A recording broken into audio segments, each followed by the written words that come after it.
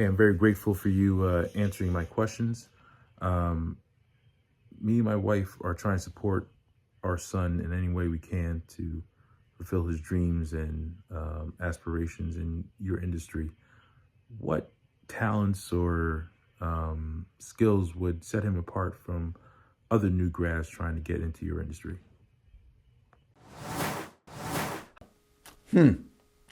Set her apart from the other new grads. I guess the bottom line to all of this, and it's not unique to our industry, is how well she presents herself when she's out on the job, when she gets an internship, when she gets a interview or an audition or whatever, however we phrase getting new people to come meet us. It's the presentation. There's that self-confidence. There's the not too much self-confidence, not cocky, but self-confident, willing to learn, a sense of passion, a sense of, I love this business. Those are the things I look for. My crew and people who've come through my production houses for years will tell you the first thing that comes out of my mouth all the time when I'm talking to others is, I don't really care about the skills or your talents that you learned. We can teach talent, we can teach skills, we can teach the mechanical operation of things. What we can't teach is attitude. I always look for that attitude.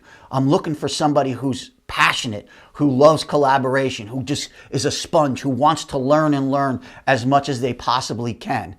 That has to come across in an initial interview. And sometimes it's kind of unfair because, somebody who might be a little shy, but is a tremendous worker, it's hard to sell through that interview. So if you're going to spend time kind of nurturing or trying to set her apart from others, that's the area, practice going through an interview, practice her communication skills. And don't try to nest it around production, because obviously you're not going to have enough experience as to how to query her in how does this work or how does that work or what have you done with this or what have you done with that. Some of the typical questions that come from me and others like me are, so what have you done so far? Have you had any opportunities to get out in the field and do stuff? Another one I usually follow up with that is, okay, so you haven't been able to get out there and do stuff professionally yet. I get that. But have you done anything on your own? Have you recorded your own music? Have you spent time using your phone and creating a little movie? All of those things are things that I'm looking for that tells me they're self-motivated. That tells me they're going to do this whether somebody pays them to do it or not. That tells me that they're anxious to get involved. And I'll keep pushing with questions like that. And then I'll get excited about when they're telling me, yeah, I did this. Oh, I only done a few things on my own with my friends. Oh man, I'd love to see that. Do you have it with you? Can you show me what you did? Or tell me about it. How did you get started? What was the first thing you thought about when you did that? Again, what I'm trying to do is, especially for someone who's a little laid back or a little shy or intimidated, that's how I kind of break that wall down. When you get them to talk about their passion or talk about their projects, not necessarily boasting about what I need them to do for us. I want to know what's in their collaborative, creative, passionate heart. So that's kind of the direction I push them. So maybe that's something you might want to work with. That's something you might want to help them get used to talking about. And maybe don't even do it as an interview. Maybe truly, honestly, sincerely, get involved in what they're doing. If she happens to be a sketch artist, look at her work and don't just pin it up on the refrigerator and say, wow, that's nice. Ask her how she did it. What was she thinking about when she first came up with the idea?